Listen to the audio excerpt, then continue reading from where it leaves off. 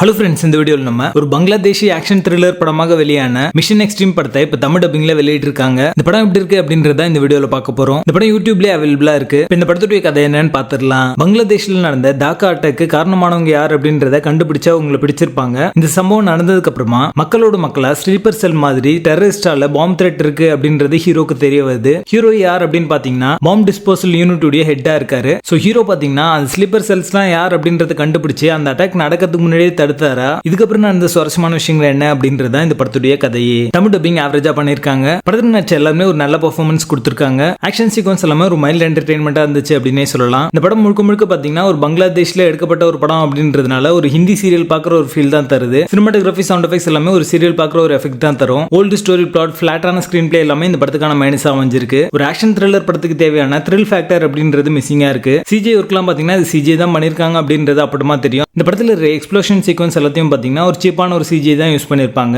படத்துடைய பேசிங் ஆவரேஜா இருக்கும். மொத்தத்துல இது ஒரு ஆவரேஜான ஆக்ஷன் த்ரில்லர் படமாக வந்திருக்கு. படத்துல அலர்கான இந்த படத்தை நீங்க ஃபேமிலியோட பார்க்கலாம். மிஷன் எக்ஸ்ட்ரீம் படத்துக்கு எங்களோட ரேட்டிங் 4.5 out of 10.